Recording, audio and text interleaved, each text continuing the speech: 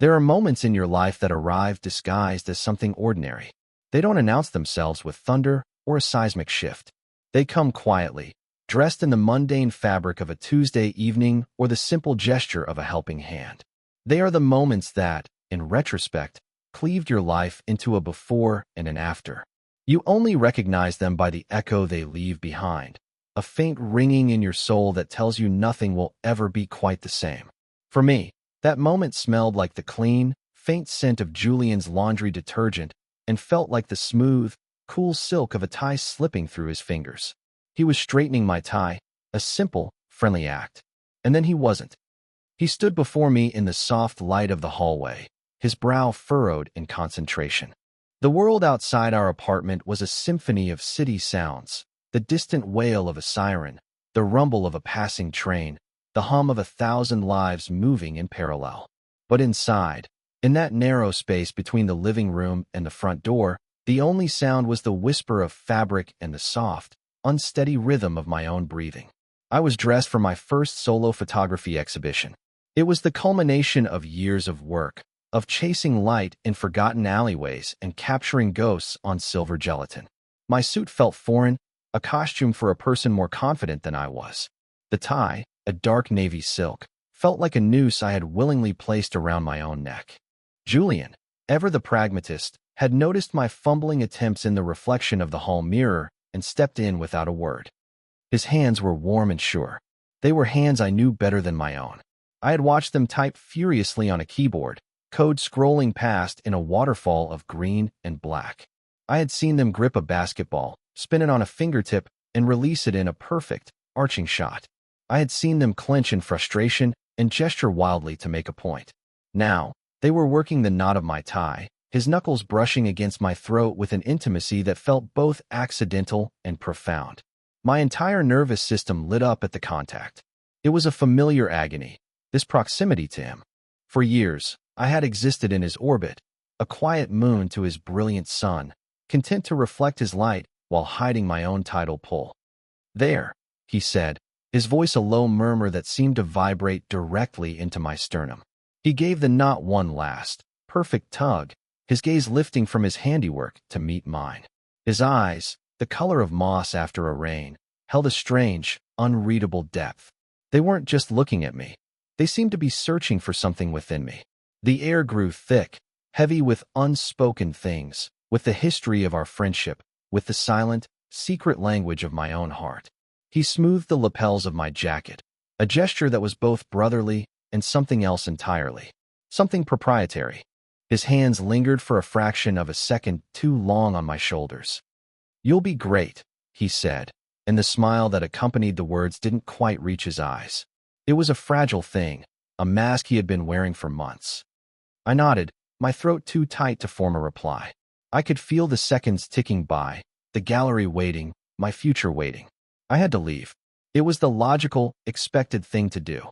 I took a small step back, a fractional retreat to reclaim my personal space, to put the comfortable, platonic distance back between us. "Thanks, Jules," I managed, my voice sounding strained. "For, the tie." He just nodded, his hands dropping to his sides. I turned toward the door, my hand reaching for the cold brass of the knob. This was it, the threshold. On the other side was the artist, the professional, the person I was supposed to be. On this side was us, whatever we were. I felt it before I understood it. A soft, firm pressure on the back of my neck. A gentle tug. He had taken hold of the end of the tie, the silk tail I had just been so aware of. He pulled, not hard, but with an undeniable intent. I stumbled back a step, my body turning with the momentum until I was facing him again, closer now than before. His face was inches from mine, his expression stripped of all pretense. The mask was gone.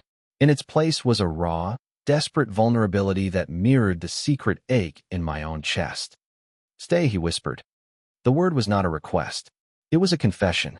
It was the sound of a dam breaking, of a wall crumbling, of a carefully constructed world falling away to reveal a truth that had been hiding in plain sight all along. It landed in the quiet space between us and detonated, sending shockwaves through every nerve, every memory, every carefully guarded hope I had ever harbored. "Stay?" One word, and in it, I heard everything he had never been able to say. To understand the weight of that single word, you have to understand the foundation upon which our lives were built. Julian and I were in architectural improbability. We met in a university literature class, a prerequisite we were both taking to fill a credit. He was the star of the swim team, a campus legend who moved with an easy, athletic grace that drew people to him like moths to a flame. He was all bright energy, loud laughter, and an uncomplicated confidence that seemed to radiate from his very skin. I was his opposite in every conceivable way. I was the quiet kid in the back of the lecture hall, the one who lived behind the lens of a camera, more comfortable observing the world than participating in it. I found my solace in the solitude of the darkroom, in the chemical baths that brought latent images to life, in the captured moments that told stories without needing a single word. Our friendship began over a shared struggle with Chaucer. He was drowning in Middle English, and I, for some reason, had a knack for it. He'd approach me after class, a sheepish grin on his face, and asked if I'd be willing to help. I remember being so stunned that he was even aware of my existence that I could only nod dumbly. We started meeting in the library, our study sessions stretching late into the night, fueled by lukewarm coffee from a vending machine. I expected it to be transactional. I'd help him pass his class, and then he'd drift back into his world of chlorine and cheering crowds. But that's not what happened. He kept showing up. He started asking about my photography, his interest genuine and curious. He'd look at my prints, his brow furrowed in the same way it had been when he was straightening my tie, and he'd see things in them that I thought only I could see. He saw the loneliness in a deserted street lamp, the hope in a weed pushing through a crack in the pavement. He saw me. After graduation, when the currents of life threatened to pull us in different directions, he was the one who suggested we get an apartment together. It seemed like a reckless, beautiful idea. He was starting a demanding job as a software consultant, a career that would have him traveling constantly. I was piecing together a living with freelance photography gigs, my income as unpredictable as the city weather. On paper, it made no sense. But in the quiet language that had developed between us, it was the only thing that did. He was my anchor, and I, in some strange way, had become his. Our apartment became a sanctuary, a shared space that was a perfect reflection of our dynamic. His side of the living room was a controlled chaos of tech gadgets, fitness magazines, and the occasional stray sock. My side was a curated calm of stacked art books, carefully tended plants, and the lingering scent of Fixer. It was in the stillness of that apartment, in the years that followed, that my quiet, manageable affection for him began to metastasize into something deeper, something far more dangerous. It happened in increments, in 1,000 small, unnoticeable moments.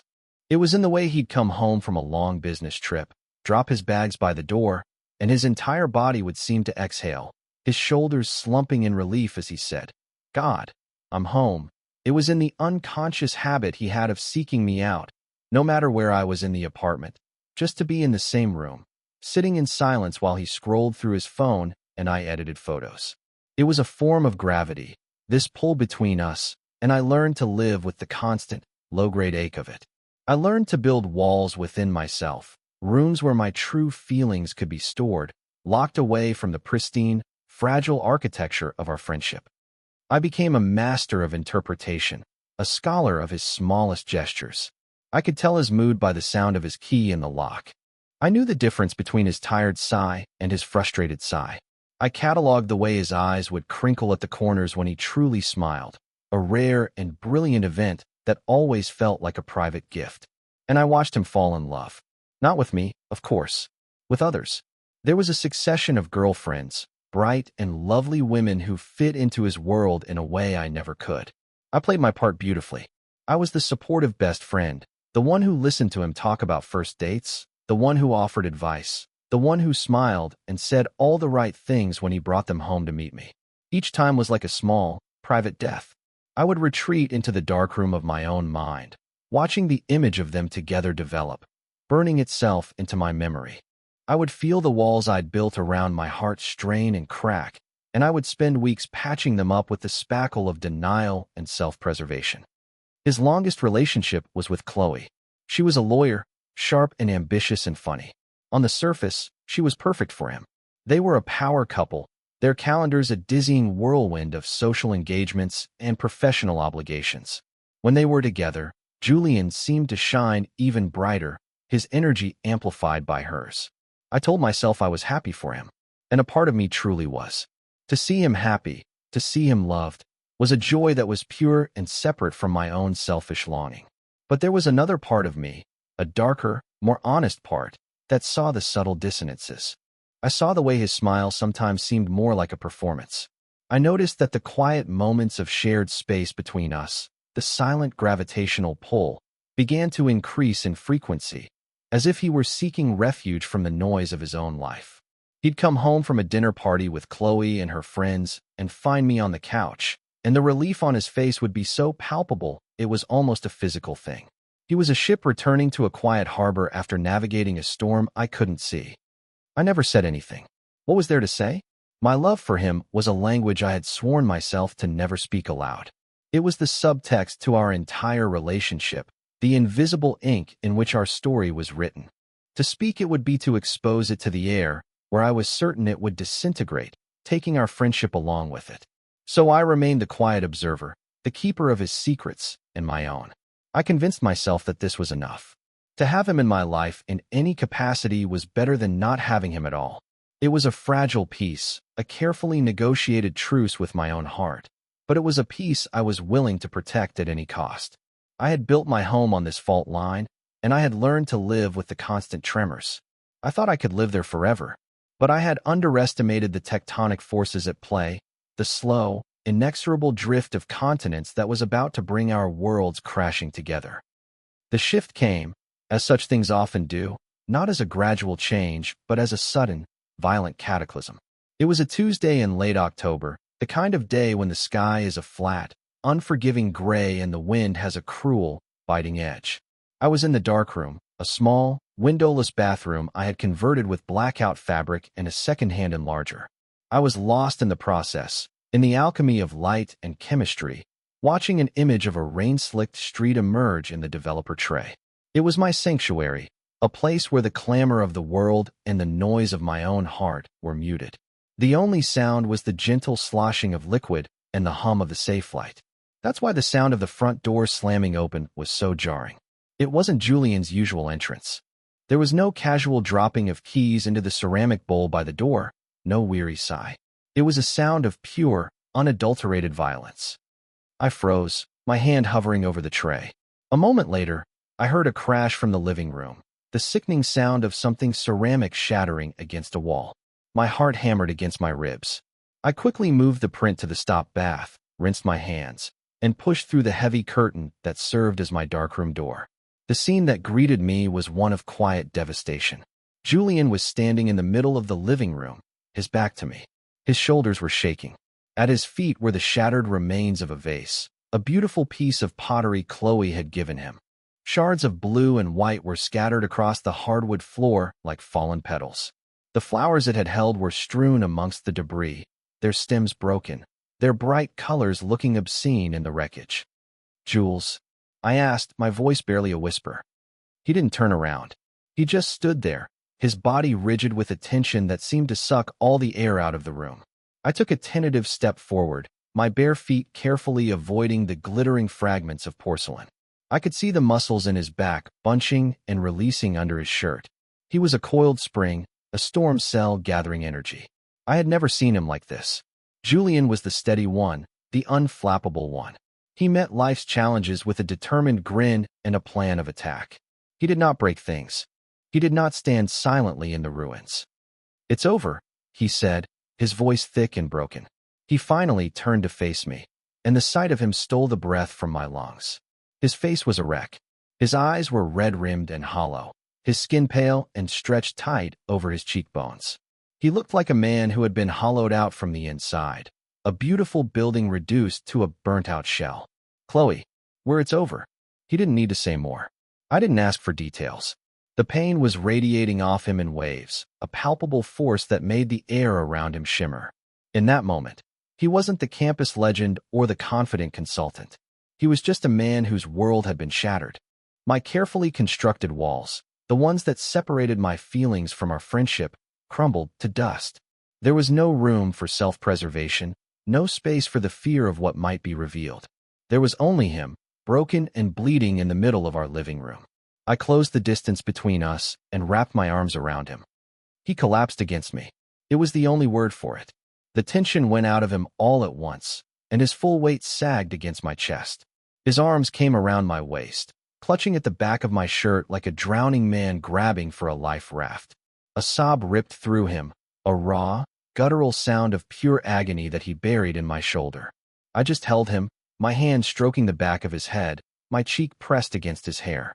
I could feel his tears soaking through my t-shirt, warm and wet against my skin.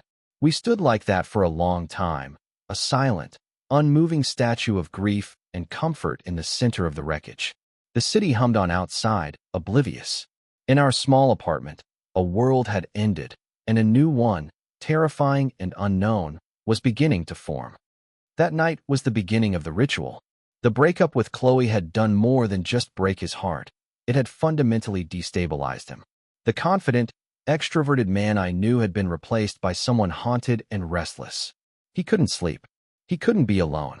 The first night, after I'd cleaned up the broken vase and he'd finally stopped crying, he sat on the edge of his bed, staring at the wall.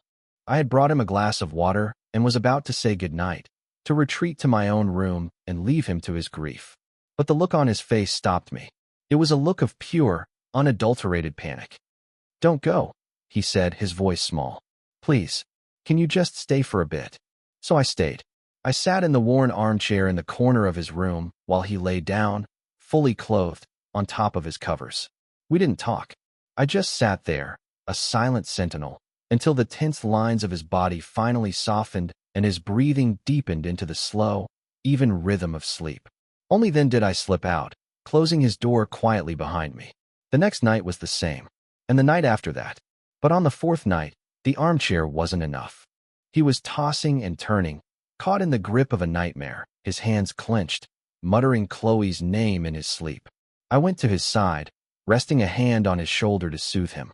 His eyes flew open, wide with a sleep-fogged terror that slowly cleared as he focused on my face. "Leo," he breathed, his voice ragged. He didn't let go of my hand. Instead, his fingers tightened around my wrist. "Don't go back to your room. The bed's big enough." It was not a question. It was a plea from a place of such profound loneliness that I couldn't have refused him even if I'd wanted to. My heart was a frantic bird beating against the cage of my ribs. This was a line, a boundary I had never even dreamed of crossing. But looking at his desperate, haunted eyes, I knew that the old maps were useless now. We were in uncharted territory. I nodded, my throat dry, and walked around to the other side of the bed. I slid under the covers, my movements stiff and uncertain. I lay on my back, ramrod straight, my hands clasped over my stomach, every muscle in my body screaming with a mixture of terror and a wild, forbidden hope. The mattress dipped as he shifted, and then I felt it. The hesitant, tentative touch of his arm against mine. The warmth of his body seeping through the thin fabric of my shirt. He turned onto his side, facing me, his breath a warm puff against my neck. "Is this okay?" he whispered into the darkness. "It's okay," I whispered back, and the lie felt like a prayer. It wasn't okay. It was an exquisite torture. But it was also, in some terrifying way, everything I had ever wanted. Thus, the ritual was born. It became our new normal, an unspoken agreement forged in the crucible of his grief. Every night, I would end up in his bed. The pretext slowly faded. At first, it was because he'd had a nightmare, or because he'd returned late from a work trip and felt disoriented and alone. But soon, no pretext was needed. It was simply what we did. He would come home, we would eat dinner, maybe watch a movie, and then he would look at me with those tired, searching eyes, and I would follow him to his room. The arrangement was a masterpiece of plausible deniability. He was grieving. He needed comfort. I was his best friend. What could be more platonic than offering a comforting presence to a friend in need? But my body, my heart, they knew the truth. They knew this was something else entirely. Each night was a detailed study in the agonizing art of stillness. I became a connoisseur of the subtle shifts in the space between us. I would lie there, my senses on high alert, cataloging every detail. The scent of his skin, a mix of his soap and his own unique, musky scent that I could have identified in a crowded room. The weight of his leg thrown over mine in his sleep, a casual, unconscious act of possession that sent fire racing through my veins. The sound of his breathing, a soft, rhythmic counterpoint to the frantic drumming of my own heart. He was a restless sleeper, and in his sleep, he was free of the constraints that governed our waking hours. He would seek me out, his body gravitating toward my warmth. He would drape an arm over my chest, his hand resting just above my heart, as if he could feel its frantic pace. He would bury his face in the crook of my neck, his soft sighs ghosting across my skin, raising goosebumps in their wake. During these long, silent hours, my mind would race. I would analyze every touch, every shift in his breathing, searching for meaning, for intent. Was this just the reflex of a lonely man seeking warmth? Or was it something more? Was it possible that, in the depths of his subconscious, he was reaching for me? The hope was a dangerous, seductive poison. I would lie awake, rigid and unmoving, terrified that the slightest twitch, the slightest reciprocation of his touch, would shatter the fragile illusion. I was a bomb disposal expert, and the bomb was my own heart. Any sudden move could detonate it, destroying everything. So I learned to control my breathing, to feign sleep, to become a passive object of his unconscious affection. It was a form of self-flagellation, this nightly crucifixion. I was closer to him than I had ever been, and yet we had never been further apart. The physical intimacy was a chasm that highlighted the vast, unbridgeable emotional distance between what we were and what I wanted us to be. The days were almost as difficult as the nights. We moved around the apartment with a new, heightened awareness of each other. The air was thick with things unsaid. A casual brush of hands as we reached for the same coffee mug would send a jolt through me that would leave me trembling. I would watch him walk across the living room, and the memory of his body pressed against mine would be so vivid that I would have to look away. He, for his part, seemed to exist in a state of willful ignorance. During the day, he was my friend Julian, the one who was slowly putting the pieces of his life back together. He started going to the gym again. He took on a challenging new project at work. He even started talking about Chloe with a detached sadness rather than raw pain. He was healing, and as he healed, a new kind of terror began to grow in me. What would happen when he no longer needed the comfort I provided? Would the ritual end? Would he retreat back to his own bed, his own room, and would the invisible wall between us be rebuilt, higher and more impenetrable than before? The thought was unbearable. I had become an addict, and his proximity was my drug. The nightly ritual was both my torment and my salvation.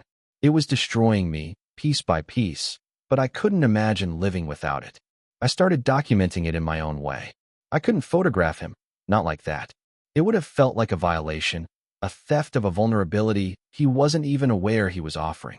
Instead, I started taking pictures of the aftermath, the tangled sheets on his bed in the morning light, the indentation of his head and mine on the pillows, 2 coffee mugs sitting side by side on the kitchen counter. They were quiet, abstract images, full of a domestic intimacy that was both real and a complete fabrication. They were photographs of a ghost, the ghost of a relationship that existed only in the dark, only in the space between sleep and waking. Looking at the prints in my darkroom, I saw the truth laid bare. These were not pictures of friendship. They were pictures of love, a desperate, one-sided, and utterly consuming love. I lived in this state of suspended animation for months. The seasons changed outside our window. Autumn bled into a harsh, gray winter. The ritual continued, an unbroken chain of nights. We became experts in this silent dance. There were nights when the tension was so thick it felt like a third person in the bed with us. He would be lying on his side, facing me, his eyes open in the dark. I would know he wasn't asleep. I would feel his gaze on me, studying my face, and I would keep my own eyes closed, my breathing even, pretending to be lost in a dream. What was he thinking in those moments? Was he questioning it? Was he feeling the same electric current that I was? Or was he simply grateful for the warmth, for the solid presence beside him that kept the ghosts at bay? I never knew. I was too afraid to ask. The ambiguity was a kind of shield. As long as nothing was said, nothing could be broken. As long as we existed in this gray area, this twilight of intimacy, I could pretend that it might one day lead to dawn. The first crack in that shield appeared on a freezing night in January. A blizzard had descended upon the city, burying it under a thick blanket of white. The wind howled outside, rattling the window frames, making our apartment feel like a small, safe ship in a raging sea. We were on the couch, buried under a mountain of blankets, watching some mindless action movie. The power had been flickering all evening, and we had lit candles just in case, casting the room in a warm, dancing light. Julian had been quiet all day, a thoughtful, introspective mood having settled over him. He was leaning against me, his head on my shoulder, his arm looped loosely through mine. It was a familiar position, one we had fallen into countless times. But tonight, something felt different. He wasn't just resting against me, he was anchored to me. Halfway through the movie, he shifted, turning to look at me. The flickering candlelight threw shadows across his face, making his expression difficult to read. He reached up and gently brushed a stray strand of hair off my forehead. His fingers were cool, and his touch was feather-light, but it sent a shockwave through my entire body. It was a deliberate gesture. It was not the unconscious touch of a sleeping man. This was waking. This was intentional. "Leo," he said, his voice a low rumble, barely audible over the sound of the wind. "Yeah," I replied, my voice sounding impossibly loud in the sudden silence. The movie, the storm, everything faded into the background. There was only his face, illuminated by the candlelight, and his hand, which was now cupping my jaw, his thumb stroking softly along my cheekbone. My heart stopped. This was it, the moment of truth, the precipice I had been both dreading and yearning for. He searched my eyes, his own wide and full of a question he didn't seem to know how to ask. I saw a universe of emotions swirling in their moss-green depths, confusion, fear, and something else, something I had only ever allowed myself to imagine in my wildest dreams. It was a fragile, hesitant tenderness. He leaned in, his movement agonizingly slow, giving me every opportunity to pull away, to stop him, to save us from whatever this was. I couldn't move. I was paralyzed, caught in the tractor beam of his gaze. My entire life, it seemed, had been leading to this single, terrifying, beautiful moment. His lips were inches from mine. I could feel the warmth of his breath on my skin. He paused, his eyes asking the final question. And I answered. I didn't speak. I simply closed my eyes. It was a surrender. It was a consent. It was me, finally, after all these years, stepping off the cliff. The kiss was not what I had expected. It was not the passionate, explosive release of years of pent-up tension that I had sometimes fantasized about. It was something far more profound. It was quiet. It was hesitant. It was unbelievably gentle. His lips brushed against mine, a soft, questioning touch, as if he were testing the waters, afraid of the temperature. It was a kiss of discovery, not of conquest. He tasted of the tea we had been drinking and something else that was uniquely him.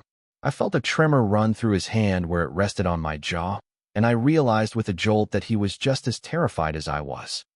Slowly, tentatively, I responded. I let my own lips soften against his, a silent affirmation.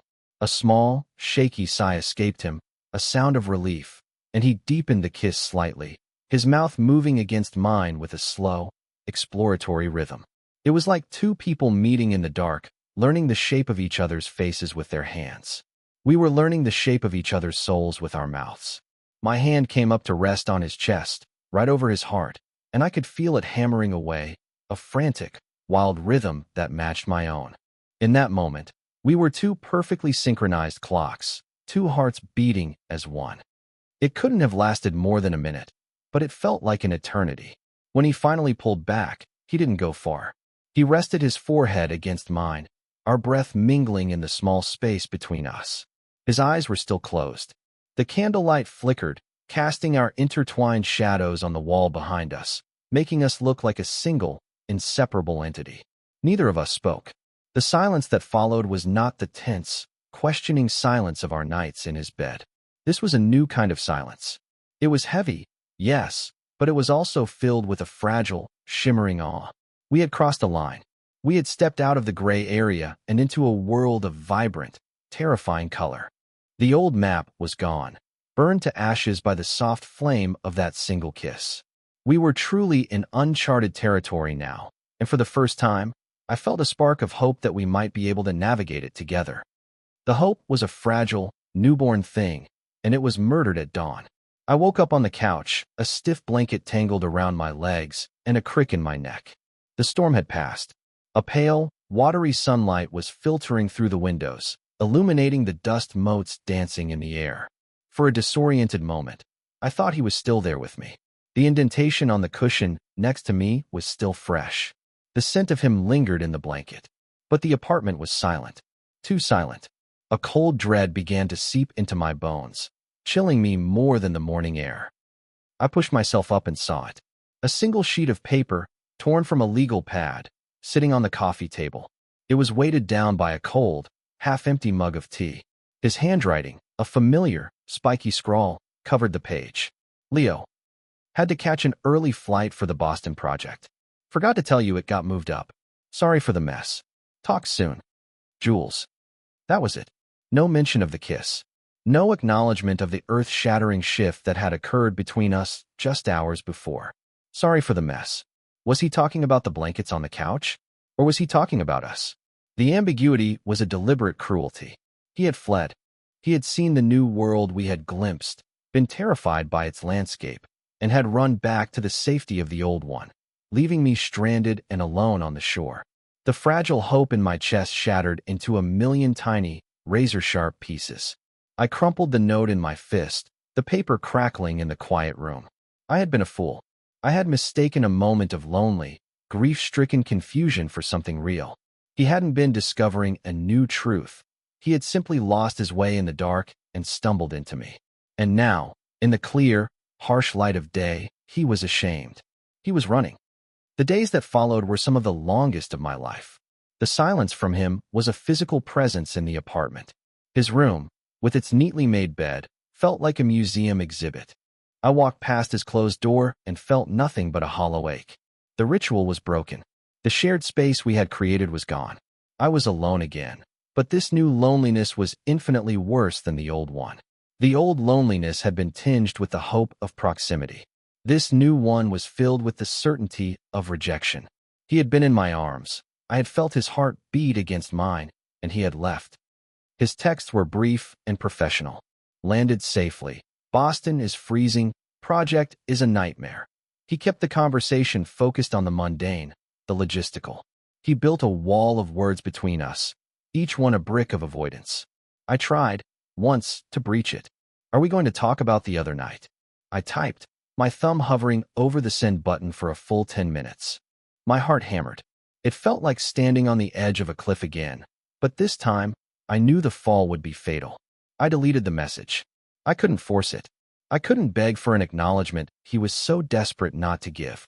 My pride, what little I had left, wouldn't allow it. He was gone for 2 weeks.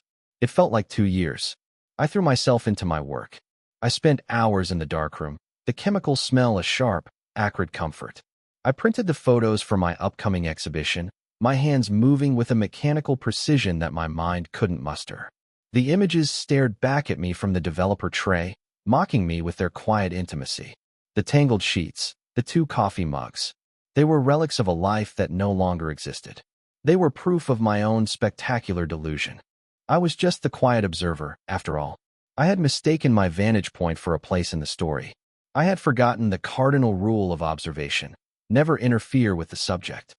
The night he was due back, I was a wreck. I paced the apartment, my anxiety a live wire humming under my skin. What would I say? How would we act? Could we go back to the way things were before? The thought was unbearable. But the thought of this cold, silent distance was even worse. I heard his key in the lock, and I froze, my body tensing for impact. The door opened. He stepped inside, dropping his duffel bag on the floor. He looked exhausted. There were dark circles under his eyes, and he had lost weight. He looked up and saw me standing there, and for a moment, the same raw vulnerability I had seen the night of the tie flickered in his eyes. Then it was gone, replaced by a guarded, weary mask. "Hey," he said, his voice rough. "Hey," I replied. The silence that stretched between us was a barren wasteland. We were strangers in our own home. He cleared his throat, avoiding my gaze. "I'm beat. I think I'm just going to crash." He started to move toward his bedroom, toward the safety of his own space. and something inside me snapped. I couldn't do it. I couldn't let him retreat again. I couldn't live in this state of unspoken, agonizing limbo. Julian, wait. He stopped, his hand on his doorknob, his back still to me. I took a deep breath, the air burning in my lungs. This was it. No more hiding. No more observing. It was time to set the photograph on fire. You can't just run away, I said, my voice shaking but firm. You can't kiss me like that and then disappear. You don't get to do that. Not to me. He flinched as if I had struck him. He slowly turned to face me, his expression a mixture of guilt and a defensiveness that felt like a cornered animal's. Leo, I was a mess. I was confused. It was a mistake. The word mistake landed like a punch to the gut. I felt the air leave my body. All the hurt and frustration and fear of the last 2 weeks coalesced into a cold, hard anger. A mistake, I said, my voice dangerously quiet. Was it a mistake every night for the last 3 months when you crawled into my bed? Was it a mistake when you held on to me like I was the only thing keeping you from floating away? Or was it only a mistake when you finally did something that you couldn't take back, something that you couldn't pretend was just friends helping friends? I was advancing on him now, closing the space he had tried so desperately to put between us. His face paled, his eyes wide. He had never seen this side of me. I had never let him. I have loved you for years, Julian, I said, the confession ripping out of me, raw and bloody. I have loved you in silence. I have watched you with other people, and I have smiled, and I have been your supportive friend, and every single second of it has been tearing me apart. And I was okay with that. I had made my peace with it. But then you came to me. You pulled me into your world, into your bed, into your arms. You made me hope, and then you called it a mistake. You do not get to do that. You do not get to use my heart as your temporary shelter and then walk away because the storm has passed. Tears were streaming down my face now, hot and angry. I didn't bother to wipe them away. I wanted him to see them. I wanted him to see the damage he had caused. He stared at me, his own eyes shining with unshed tears. The defensiveness crumbled, leaving only a profound, gut-wrenching shame. I'm sorry, he whispered, his voice cracking. Leo, I'm so sorry. I'm so scared. What are you scared of, Julian? I demanded, my voice softening slightly. Tell me, what are you so afraid of? Of this, he choked out, gesturing vaguely between us. Of you. Of what this means. I've spent my whole life on a set path. College, career, girlfriend, wife. It was all laid out. It was simple. And then you. You were never part of the plan. But you were the only part that ever felt real. Being with Chloe, it was like I was playing a role. Coming home to you, sitting in silence with you on the couch. That was the only time I felt like I could breathe. And after she left, I needed you. I just kept needing you more and more. And that night, when I kissed you, it was the most honest thing I've ever done in my entire life. And it terrified me. He finally broke, his face crumpling. He sank down onto the floor, leaning his back against the wall, and buried his face in his hands. His shoulders shook with silent, racking sobs. The anger drained out of me, replaced by a vast, aching tenderness. He wasn't a monster. He wasn't cruel. He was just a man who had discovered that the map he'd been following his whole life led to the wrong destination, and he was lost and terrified in the wilderness. I knelt in front of him, my knees pressing against his. I gently pulled his hands away from his face. His eyes were red, his face slick with tears. He looked at me with an expression of such profound, hopeless love that it took my breath away. I'm in love with you, Leo, he whispered, the words of final, shuddering surrender. And I have no idea what to do. You don't have to do anything, I whispered back, my own tears starting afresh, but these were different. They were tears of relief, of catharsis. I took his face in my hands, just as he had done with me what felt like a lifetime ago. You just have to not run away. And that brings us back to the tie. The confrontation had happened a week before my gallery opening. It had been a week of careful, tentative rediscovery. We talked for hours that night, laying all our cards on the table, all the fears, all the hopes, all the years of unspoken feelings. It was messy and painful and utterly terrifying, but it was honest. We were learning a new language, a new way of being with each other. We slept in the same bed again, but this time it was different. It was intentional. We would lie facing each other, talking in the dark, our hands clasped together between us. It was a conscious choice, a deliberate act of togetherness. There were no more pretexts. But a new, fragile anxiety had taken root. We had admitted everything, but we hadn't figured out what came next.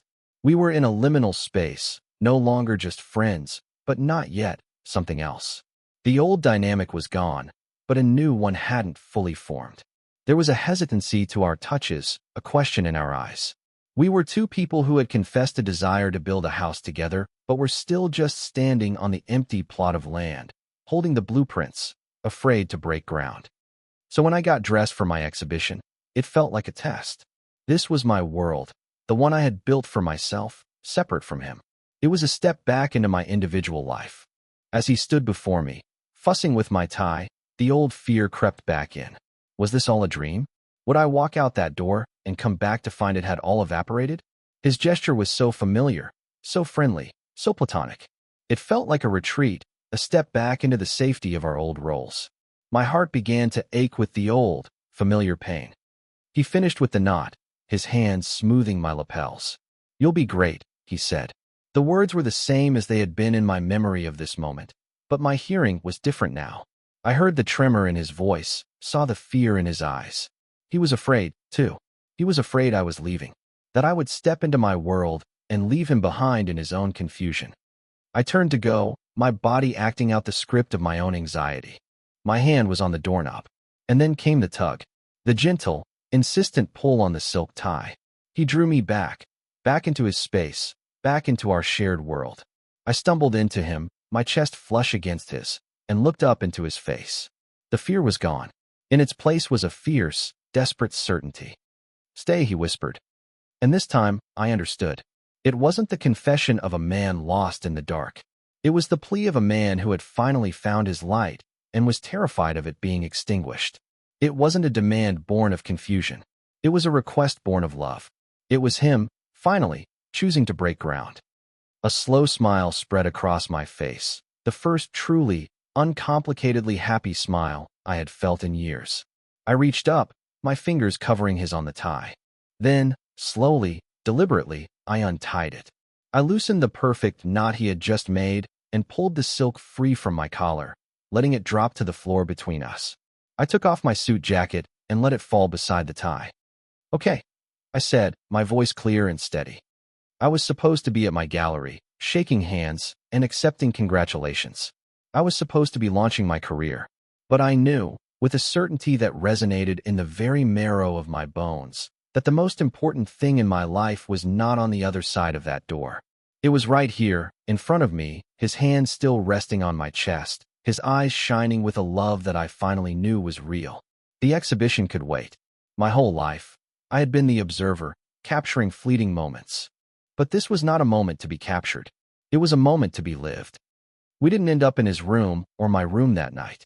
We ended up back on the couch, the place where it had all begun and almost ended. But this time, there were no flickering candles, no howling storm. There was just the soft, steady light from the lamp and the quiet hum of the city. We lay tangled together, my head on his chest, his arms wrapped securely around me. His chin rested on the top of my head. His heartbeat was a slow, steady, reassuring drum beneath my ear. It was a rhythm I knew I would spend the rest of my life learning. We didn't need to talk. The silence was no longer a wasteland or a question. It was a sanctuary. It was a home. In the morning, I woke first. The sun was streaming in, bright and unapologetic. Julian was still asleep, his face peaceful and younger in the morning light. His arm was thrown over my waist, his hand resting on my hip in a gesture of casual, unquestioned ownership. I looked at him, at this man who had been the central, gravitational force of my life for so long, and I felt a sense of peace so profound it was almost overwhelming. The ache was gone. The yearning, the fear, the constant, low-grade anxiety. It had all been replaced by a quiet, solid certainty. I slipped out of his embrace, moving slowly so as not to wake him. I went to the kitchen and started making coffee, the familiar ritual feeling new and significant. A few minutes later, he appeared in the doorway, his hair a mess, his eyes still soft with sleep. He leaned against the frame, a small, shy smile on his face. He wasn't looking at me with the desperate need of his grief or the terror of his confusion. He was just looking at me. like I was the first thing he wanted to see in the morning. "Hey," he said softly. "Hey," I said back, my own smile feeling as natural as breathing. "Coffee's almost ready." He walked over to me, wrapped his arms around my waist from behind, and rested his chin on my shoulder, his body molding against mine. I leaned back into his warmth, closing my eyes, inhaling the scent of coffee and the scent of him. It was so simple, so ordinary, and yet it was everything. It turns out that the biggest changes in your life don't always arrive as earthquakes. Sometimes they don't even come as a whispered word. Sometimes they come in the quiet aftermath, in the shared, simple silence of a new morning, where two coffee mugs sit side by side on the counter, no longer a photograph of a ghost, but the beautiful, tangible proof of a love that was finally real. We had found our way out of the dark, not by following an old map, but by learning to trust the pull of our own gravity, a force that had been leading us home to each other all along.